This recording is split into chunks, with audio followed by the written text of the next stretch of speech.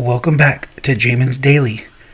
Another episode. We have a great 80s horror movie review with our movie expert extraordinaire and friend of the podcast, Seth Kaler. How are you doing today? I'm good. I don't know about all that hype though. The hype, dude.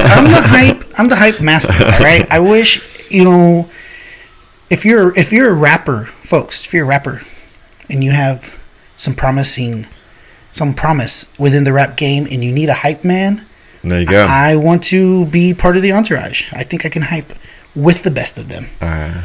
So, Seth. Yep. Folks at home. Yes. We're going to review The Evil Dead, cult classic from 1981. Filmed in 1979. Filmed in 79. Not released until 81, which is funny.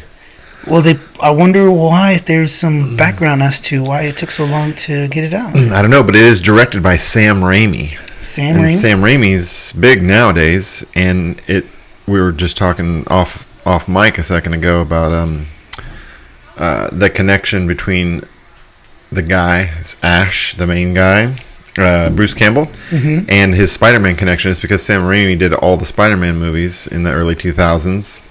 And wait, so Raimi was the director for the Spider-Man movies? Yeah, so he probably brought his buddy Bruce Campbell, because Bruce Campbell's in Spider-Man. Well, we're having a little technical. It's gonna the video you're talking. It's just off. It's off. Do we want to? Let's see. Let's see if it'll catch up. This happened once before when I had Daniel Gonzalez on. Yep. And it ended up catching on. Okay. Let me go to we're gonna pause. We're gonna go to a quick break, folks. Yeah. And then we come back, see if it fixes it. And we're back. Let's see if when Seth talks, it looks like he's in the Matrix. Are you hearing the words that are coming out of my mouth? Is it right? I don't know. But we are talking about Evil Dead. Yeah, it's still kind of slow, but what you want to say is... I think the camera's going to be on you most of the time. We'll be all right. We're going to work through it. We're going to work through it, folks. We're going to work through it because... Oh, you know what I was going to tell you, Seth? Say this. Say, the rain in Spain falls mainly in the plains. Or urged on by that cunning, honey-tongued quibbler, Odysseus. That's another one I learned from theater class. All right. So if you could say that means you can read the lines. Red leather, yellow leather. You can read the lines. There we go. Yeah. So it says here, Seth, that the Evil Dead. Big cult movie. Why don't you read the first part of it where it talks about the Evil Dead, originally released as Book of the Dead, and then when we'll get into the plot where I can talk about the actual story itself. Yeah. So Evil Dead is a supernatural horror film. That's the genre that they put it underneath, right?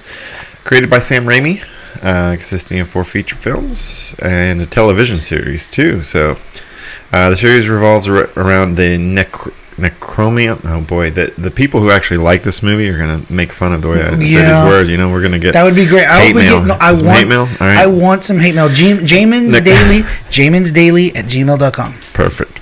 The Necronomicon Ex Mortis, I don't know, whatever, an ancient Sumerian text which wreaks havoc upon a group of cabin inhabitants in a wooded area in Tennessee, America. The protagonist, Ash Williams, who's played by Bruce Campbell, is the only character to appear in every installment of the original trilogy, with the notable exception of his main love interest, Linda, who appears in Evil Dead 2 and Army of Darkness. Okay. Yep. I wonder how that's the case, because I want to say he chops her head off. Oh, nice. Okay, her head gets chopped off in this movie, okay? Fantastic. I don't have a good synopsis. Oh, no, wait. We have a good synopsis here? No, there's What about the one? It says here that so it was originally released as Book of the Dead in 1981. It does say that, doesn't it? It focuses on 5 college students vacationing in an isolated cabin in a remote wooded area. Oh. Did you get that? No, where are you finding this? It says after they find an audio tape that when played, it releases a legion of demons and spirits. So that must be the Chrononium Ex Mortis. So, getting into it, folks. So, this tell us movie, about it, Jimmy. You saw it. I haven't seen it. So, 1980s, low budget. It starts off with them driving in some huge, big old boat of a car. You know, late 70s style. All right. Right. Yep. Got me thinking of the Love Shack. You know, Yeah. my car is as big as a whale. You know, Yep. so they're driving, and they finally get to. One of the things is when they get to the cabin. Some of the banter, some of the talk that they're talking about while they're in the car is how they got such a great deal. It's this and that, and so they're kind of making fun of how it's probably a dump. And as they are approaching it, they go onto there's a bridge that they have to cross, and the bridge itself has a sign that says "Dangerous Bridge, 2 tons or less" or something. And as they're driving past it, it's cracking and stuff. Like literally, wood is falling off of it, but they get across. They get into the cabin, and one of the features of this film, like all the other supernatural, scary movies, is how the unexplainable, in terms of not because there's demons, the unexplainable behavior of the people of the movie, when they do things and you're like, what? Why would they do that? Why? It makes no sense. Why? Yeah, exactly. So we'll get into that, but. They're in this place. It spends a good 15 minutes of the movie where they're just walking around. They're going into all the different rooms. They're kind of getting settled. Okay. And it's starting to get dark. Well, one of them, they think they hear something in a basement. Okay? In the basement thing, actually, the door to the base, to the, I guess it's a basement, right? Yeah. Pops open. By itself. Right? So everybody's all like, yep. What the heck? So one of the characters, can you find the guys' names? I don't know their names. Yeah, you said sure. Ash. Ash is the main guy. That's and his girlfriend is in it. Yep. And then there's one other guy in there. So it's 2 guys and 3 chicks. Right. And the other guy kind of plays, he's kind of annoying. So there's Linda, his girlfriend. Okay. There is Cheryl, Raymond, Scotty, and Shelley. So Scotty is the other guy. I don't know the difference between Shelley and one of them. I think is their sister, somebody's sister. Okay. And Scotty goes down. So when the basement door comes up, yes, he decides to go down. And when he goes down there, he stays down there for a long time. And Ash goes down to look for him. So it's super spooky. I would never go down there. Right. And lo and behold, Scotty's just screwing with him, and he's scared. It's one of those movie scenes where he jumps out, and you're supposed to get startled. And he tells Ash, "Look what I found! Come over here." Well, they go and they find a book, and then they also find a big audio recorder. Oh, they also find this really sweet dagger. Just in this house in Tennessee. Yes, in the basement. Right. Okay, this really sweet dagger with like a skull carving in it and everything. Okay, so they take the dagger, they take the book, and they take the recorder, and they go back up with the other guests. Yeah, so it's a cellar, not a basement, I guess. A cellar trapdoor opens up. Yep. And so it flies open. Shelley, Linda, and Cheryl remain upstairs as Ash and Scott investigate. Right? They find the Naturum Dementono, a Sumerian version of the Egyptian Book of the Dead. So that was the Book of the Dead, I guess, that they came across. Along with the archaeologist's tape recorder. They take the items upstairs. Scott plays the tape of incantations. Yes, so when they get up there, the girls, and one of the girls, even before they go down there, she's already having these creepy feeling, and she's feeling as though she sees something. Oh, this is what happened. Before the cellar door pops up, the scene before that is, I think is it Shelley she's the first one to get possessed.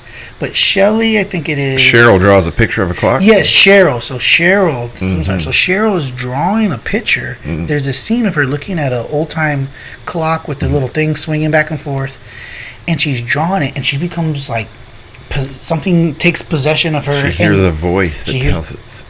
Join us. Yes. You know what's going on too? While that is happening, there's like this strange movement in the first person throughout the forest, through the woods, coming towards the cabin. Like somebody's looking at her through the window and everything. And so, see, first clue that the stuff is going to go bad. You're in the forest in Tennessee in an old house. So I mean, who does this? Even if I was one of 5 people, I would not feel safe. Okay, so. She gets possessed, and the funny thing about it, like, she's drawing all crazy because something's taking control of her, and then it's over. And she tells them about it, but like if that happened to me, I'd be freaking out. Like something just took control of me. But you know what? They go to dinner. They're sitting at the table having dinner, and then the stellar thing pops up.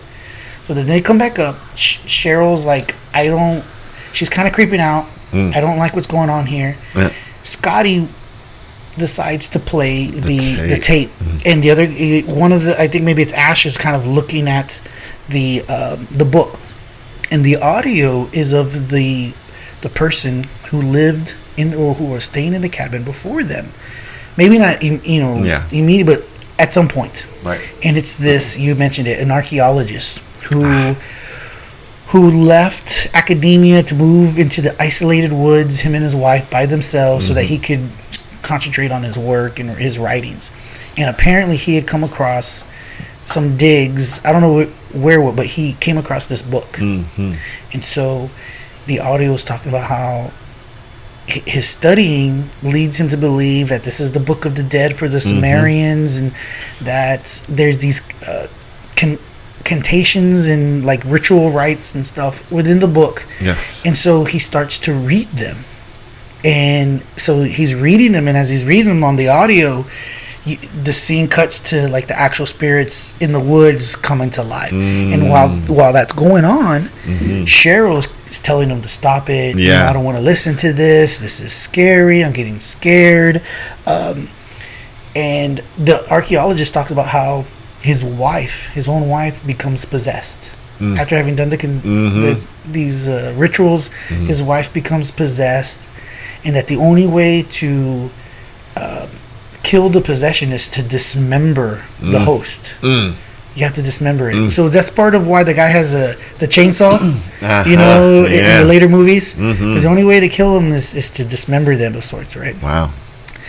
So... Well, Cheryl wanders off into the forest, right? Yes. So I don't know why... She wanders off if she feels like somebody's calling out to her, like join us. Yeah. And she thinks she sees something and hears something. So she walks out into the forest, and she gets attacked by the forest itself. Yeah. The trees start to wrap her up and entangle her. And there's this one. Well, what the synopsis says, real quick. Yeah, go ahead. An agitated Cheryl goes into the woods to investigate the strange noises, where she's attacked and raped by demonically possessed trees. Well, the only reason why you feel as though she's been raped, because it starts off, so she gets bound, and there's a scene where they've bound her legs, and the scene is of the legs being pulled open. Okay, and as the legs are pulled open, this huge vine of sorts kind of like goes at her woohoo, and the scene cuts, so it doesn't show it, but it led you to think that where was this actually going? Maybe it missed and went straight and hit her in the head or something. Yeah. But it's led you to believe for the fact that they were opening her. So yes, she was raped by the forest. Yeah. And it kind of leads into what she says, and then other people say in the movie later, is that the forest or they won't let us leave. Like we're trapped here. We can't get away. They won't let us leave. Yeah. And so she comes back. Everybody's tripping out, and right. I'm trying to remember. Did she get possessed soon after? Well, yeah. She goes inside. Right. She gets away from the being raped by the trees, and she goes in, and Ash agrees to take her back into town, only to discover that the bridge to the cabin broken. It's been destroyed. And so she starts tripping out saying, they won't let us leave. Panics, and then she realizes they're now trapped, and the demonic entity will not let them leave. That is correct. And the next scene, I'm trying to think what goes on. Where does it transition to? So they come back, knowing they can't leave. Right. Now they're back in there. Everyone's still alive, but Ash still wants to listen to the tape, apparently. I think they go back Learning to the tape. the only way to kill them is to dismember them. Maybe that scene that I was talking about earlier was actually two different scenes. So they hear some part of it, and then they go back to it to hear it, and then they hear about... And Linda and Shelley decide to play spades, and Cheryl does something. She calls out all the cards. She knows which cards they're playing. She succumbs to the entity and levitates. And in a raspy, demonic voice, she demands to know why they disturbed her sleep. That's right. Threatens to kill everyone. I'll tell you this. I want to tell you, the folks at home, the truth is, when that happened, I was kind of... There's several parts in this movie where there is this... I was kind of startled. Mm-hmm. And there was parts in this movie, too, where I laughed. Because it was so... cheesy, funny, sure. But so I was laughing at it, but like that part, because it was kind of unexpected. It made me think a little bit of The Exorcist. Remember when she first starts getting possessed and her face looks a certain way? Yeah. That was what they were going for in this movie. In my opinion, with the makeup kind of going that route. One of the things they focused on was their eyes. They were very white and bulgy. And it made me think of The Exorcist. Yeah, and Cheryl, her real name is Ellen Sandweiss. Oh. And she's been in quite a few movies, but I'm noticing a thing. They're all buddies. Apparently Sam Raimi, Bruce, all these guys, because she's in a lot of his movies too. He did Oz the Great and Powerful. Okay. With what's his name? That guy from... James Franco? Yeah, James Franco. She was in that movie? Yes, and Raimi directed it too. Wow. So, and then she was in Evil Dead, all the remakes. She's been in... so the same lady, even though they all died in the first one, they're in all the sequels? Well, in 2013 they rebooted it, right? They remade it. And they put her in it. They put her in it, yeah. So Ellen Sandweiss, Cheryl. So she's possessed now.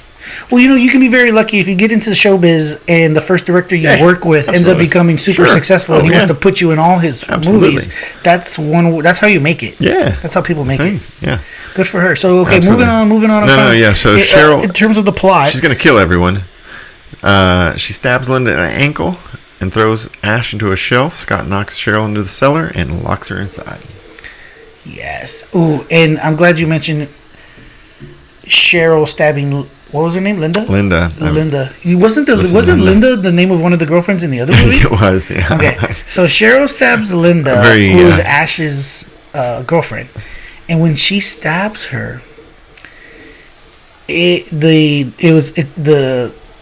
scene, the shot is close up, and it's moving her. The flesh is moving and blood is gory now. It looked like it would have hurt. Okay, and it was for 1981 budget film. They shot this movie for $90,000. Nice. I think it says, was it 90 or 900,000?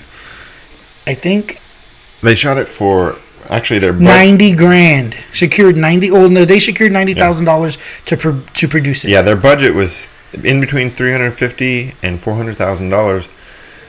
It made $2.7 million. Well, it says two different things: 2.7 or 29 million. Yeah, I don't know what that means there too. I saw that. But regardless, a success as far as money goes in the film business. Hell yeah! They produced. They procured $90,000 to get it going, and then they spent as much as $300,000-400,000. Yeah. But then they're bringing in $3 million, $2 million. Yeah, maybe when it first came out, they brought in $3 million, and now over the whole, because of the cult classic and stuff, it's brought in 30. That's great. That's possible. Possible. That's good for them. But so so they stab her in the ankle, like Achilles tendon ankle, or in the front. It's towards the back part of the ankle, towards the back, closer to the Achilles. You know the evil. When you're talking about what it grossed, it says both early and later critical reception were universally positive. Yeah. And in the years since its release, the film has developed a reputation as one of the most significant cult films. Yeah. Cited among the greatest horror films of all time, one of the most successful independent films. Wow. And it does say it launched the careers of this Raimi, Tappert, and Campbell, who have continued to collaborate on several films together, such as Raimi's Spider-Man trilogy. So, yeah, you know, it's entertaining for as cheesy as it is. There is a lot of effort in a lot of the scenes where I can see someone like Raimi, who has the potential but not the budget, right, is still able to try to do these things. And then imagine if he had this unlimited resources, he could do so much better. So I'm not surprised, because some of the scenes and what they try to do were impressive for budget. I've seen some other crappy budget movies in this new hobby I have of watching 80s horror movies. And this one, I can see how it's differentiated itself from the others. Right. So Cheryl now is in the cellar. They lock her up, and she's still able to kind of pull it up so you can barely see her face between the floor and where the sealer thing is. So you can see. So this is a common scene in the rest of the movie of her like coming out and being spooky and just looking through the crack. Yeah, and saying stuff. And Scotty is determined to leave. He's like, dude, we got to get out of here, Ash. We just got to leave. We got to hike. We just got to leave. And Ash is like, there's no way we can leave because Linda's leg is all jacked up. We got to wait until the morning. And Scotty decides to leave anyways. So the scene shows him he's walking out, and it cuts to some other scene. I'm trying to think if it's of Linda. So this is what's kind of strange and bizarre in these budget movies and horror films. Anyways, we're talking about the hard explanation for why the decisions they make in these movies, right? Right. So Ash tells Linda to, you need to go to bed, you need to sleep, you need to rest, because I don't know, that's gonna help somehow. And so she's sleeping, and there's a scene where Ash goes to her and he's kind of watching over her, and then he walks off. But then the demons are outside and they're saying, join us, kind of thing, right? Yeah. And I believe what happens is Linda then becomes possessed also. Gotcha. And what's funny is that Cheryl's locked up. She's locked up, and her costume, the way they've presented her face, she's got a lot of makeup, and she also got these other things that make her look. There's some kind of added stuff on her face, but with Linda, she's really only wearing makeup to make her look like a demon. Yeah. There's two different looks, and there's Shelly, and Shelly's still there, right? Who's Shelly? Well, Shelly's the other girl. Linda and Shelly were the ones playing cards while Cheryl was counting. Okay, Linda is the girlfriend. Yeah. Cheryl is the one who got attacked by the... Right. Cheryl stabs Linda in the ankle, but Shelly's still there. Because after they lock Cheryl in the cellar, right, they all start to fight about what needs to be done. Shelly gets paranoid upon seeing Cheryl's demonic transformation. She lies down in her room, but is drawn back to look out the window where a demon crashes through and attacks her.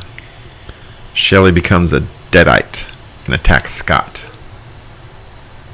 Wow, this is just now coming back to me. Okay. I'm trying to remember which one Shelly was, because was she a blonde? What does she look like? I'm gonna have to Google her somehow, because I just don't remember. Shelly, the evil dead.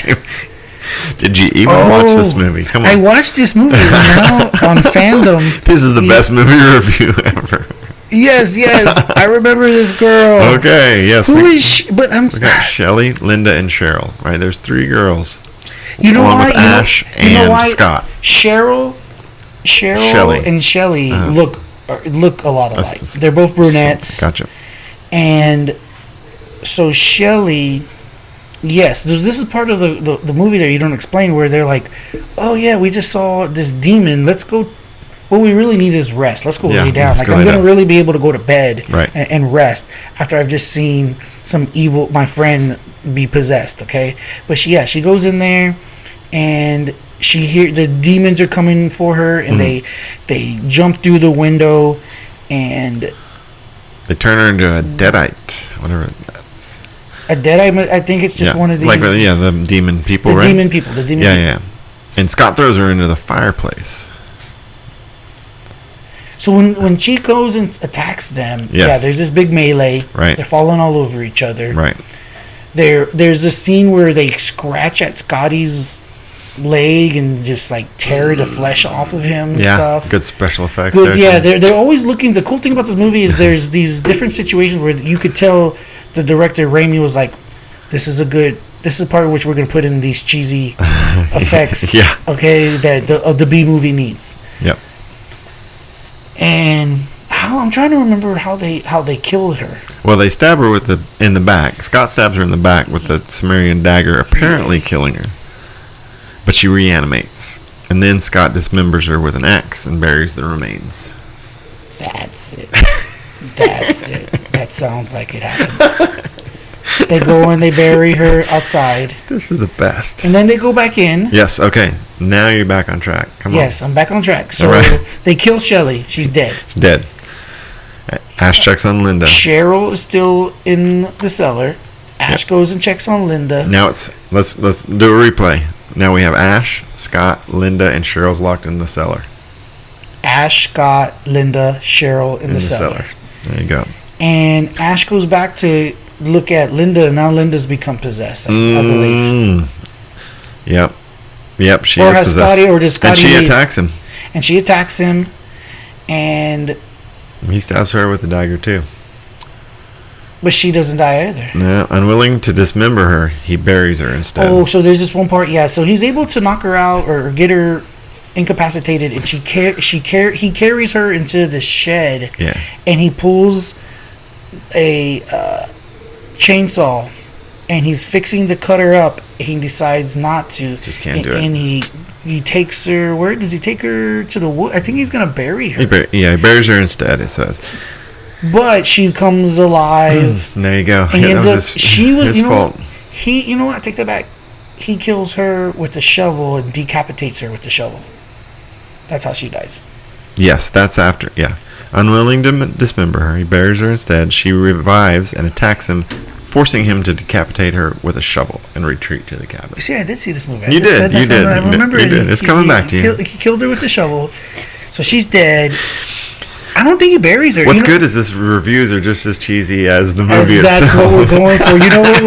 You know what cheesy movie reviews. Some of the cool, you know what they did? You know how they shot the scene of her decapitated? Yeah. So they got a dead body. Yep. A headless body, and then they have the head, and the special effect is he just decapitated her, so she's still kind of like, and you could tell it's just somebody buried underneath with their head, and just doing this, it was hilarious. So he kills her, and I guess he goes back inside with Scotty, because Scotty at some point.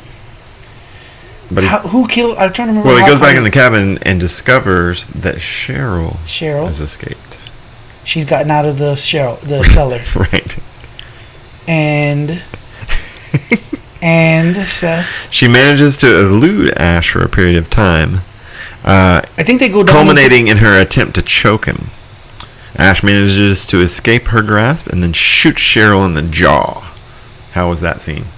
No, well, one of the scenes is when he goes back in and he knows she's gone, he goes down into the cellar to find more shells for his shotgun. And what happened to Scotty? He was dead, apparently. He's already was killed. We missed that somewhere. I think he got killed during that whole melee from the beginning. But back inside, he reanimates as a Deadite too, and he attacks Ash, inadvertently knocks over the Torum Domento close to the fireplace. Yes, and that's one of those. So as he's fighting these people off, these demons, the book falls into the fire, and as it's burning, it's having the demons are having a reaction to the book burning up. Okay. Yeah. So Linda was wearing this necklace, and he took the necklace off of her, and so as he's like reaching for, he can't, the book of the dead or whatever is out of his reach, right. So he uses this necklace as like a fish lure, a fishing line, to pull it, and that once he gets it to his hand, then he throws it into the fire. He throws it into the fire, causing the demons to, I see, I don't know, flip out. Yeah, before that though, it says that he he and Scott are fighting though, he gouges Scott's eyes out and pulls a tree branch from Scott's stomach, causing him to bleed out and fall to the ground. I guess Seth. I honestly remember. I can vividly remember he did. Yep. It was one of those with two thumbs. Yep. The two thumbs into the eyes, and it was again like we were talking about. Sammy, the director, just finding different scenes to put in the gore and the. Perfect. This is like college level. Theater arts. Okay, sure. Pushing in and the blood coming out. And nice. Stuff, right. So that was a pretty cool scene. Yeah, when the book burns, do they all just stop? It says that the Deadites freeze in place. They die. I think they die. And they rapidly decompose. Yeah. So they. Oh, yes. That the rapidly decomposing that triggered the memory. Seth, when they start rapidly decomposing, they used. You could tell it's mainly like Play-Doh clay animation, of it happening. Stop motion. What'd you call it? Stop motion motion animation stuff where it's like disintegrating and stuff. I'm melting. Yes, but I wonder how long it took them just to shoot that one scene, because it looks fairly elaborate. Like it took some time. If they're doing stop motion and having to change the way it looks over and over again for every shot, every scene, it probably took them a long time. But yes, they melt away, decompose, very gruesome scene. And the sun starts to come up, and Ash is the only one alive.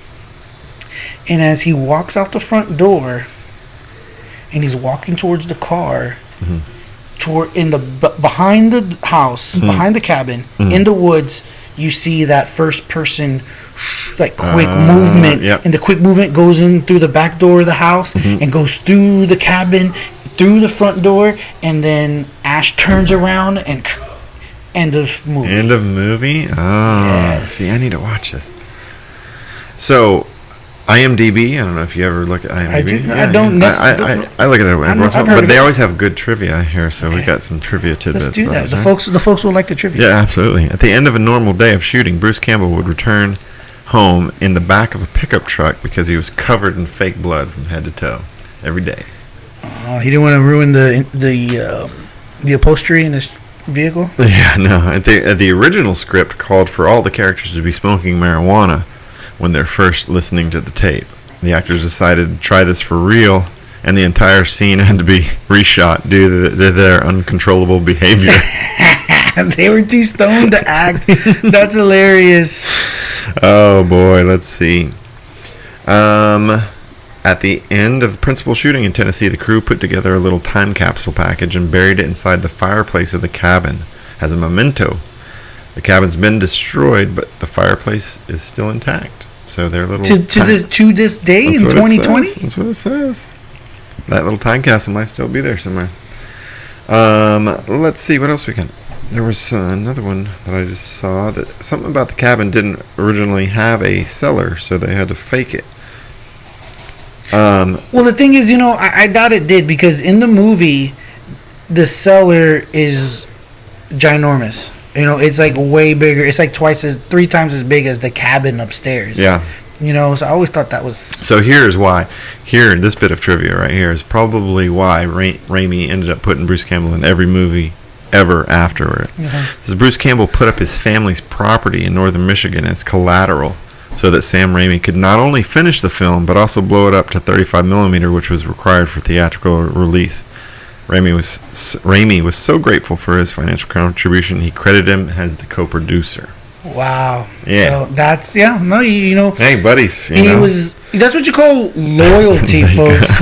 When somebody goes out of their way to make it happen, you need to remember and be loyal to them, because that quality doesn't come very often in people. Okay, so he's mortgaging his family's house to make the movie. Yeah.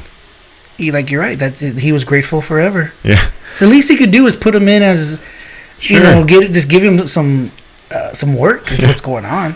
Probably why the whole cast is pretty close too, or got close at the filming of this. It says the cabin was used as the film's set, but it was also the lodging for 13 crew members, with several people sleeping in the same room. Living conditions were terrible. The crew frequently argued. The cabin didn't have any plumbing, so the actors went days without showering and felt ill frequently in freezing weather. By the end of production, they were burning furniture to stay warm. Wow, that's insane. You know what? But I bet you that helped. Yeah, that helped the acting absolutely. Later on at the end of the film. It's got to. They're actually feeling the discomfort and the stench of not shouting. So they can actually not just act it but feel it. Sure. I think that added to why. When you watch the movie, you get this feeling that, hey, these people really are going through something, and they were, because they didn't have this fancy trailer. Sure. And so low budget. Talk about low budget. It says that the blood was a combination of Caro syrup, non-dairy creamer, and red food coloring. At one point, Bruce Campbell's shirt that he wears in the film was so saturated with fake blood that after drying it by the fire, the shirt became solidified and broke when he tried to put it on. Oh my God! You think they would have had in the budget like 4 or 5 of those shirts for him to use? No. It's funny that you mentioned that, because at the end of the movie, there's a scene where remember I told you he's walking out, and so it shows his blood drenched, and it's such a terrible pattern of blood. It looks fake, like somebody just put it on there. It's not a normal blood splatter. Kind of at this point, they would have been better off just soaking the whole thing in blood, instead of the way they patterned the blood on the shirt. There's just something about the blood too. Say here, let's see, the blood. No. Anyways, lots of blood. The Andy Granger, a friend of Bruce Campbell and Sam Raimi, gave them this advice: fellas, no matter what you do, keep the blood running down the screen. They included the scene in the finished film where the blood runs down the projector screen as a tribute to him. At the end of the movie, they put in some graphics where the blood comes down? Yeah. Well, this was actually pretty bloody. It was bloody. It was a good movie. I watched the whole thing. Yeah. What I like about some of these 80s horror films is that, unlike these Marvel huge billion-dollar movies, right? When you spend $500 million on a movie, you feel like it needs to be at least 2 hours long. Yeah, right. Don't you? You know what I'm saying? Yeah. It has to be 2 hours long or longer. Yeah. These 80s budget horror films are like 120 minutes in most cases. They're all 90 minutes or less. When I'm going through which one I'm going to watch, if it's more than 90 minutes, I just don't watch it. I ain't got that kind of right. Yeah. No, all right, but a lot of these movies are barely 120 minutes long, which makes not 120. That'd be 2 hours. 90 minutes, less than 90 minutes, which is an hour and 15 minutes, kind of hour and 20 minutes. This one was maybe an hour and 30 minutes at the most. Yeah. So it makes it manageable to actually watch it. So, yeah. Folks at home, The Evil Dead cult classic, brought to you review from the newest reviewers in town, guys. I mean, Roger and Ebert. What is it? Ebert and Roger Ebert. Who are these guys? Roger and what were those guys called? One of them is dead, right? But Rogers and Ebert. Ebert, whatever. The two thumbs up, whatever. We're gonna have to come up with some kind of scoring. That's for the next one. Okay. For the next reviews, folks. Next set of reviews. Okay. Next movie that I watch, we're gonna give it quarters. We can star search. Yeah. We can even give it quarter stars. Yeah. Okay, so I'm gonna hold off. Yeah, and we're doing this on purpose. You're only watching the movie because I could watch it too, Yes, but then we would kind of remember the whole thing, and that would be boring. Exactly. No, I like this back and forth where you bring stuff up. I've got the actual facts, and you have the way it made you feel. And I remember it. It works real well. So, folks at home, thanks for joining us. Jamin's Daily on another 80s review. Don't forget that this podcast is brought to you by Sage Choice Insurance Agency. You can call us at 361-400-2411. Go online. Go online to quote from Jamin.com. Quote from Jamin.com. Fill out online form, safe, secure, encrypted. It gives us the information we need to give you a quote and save you money.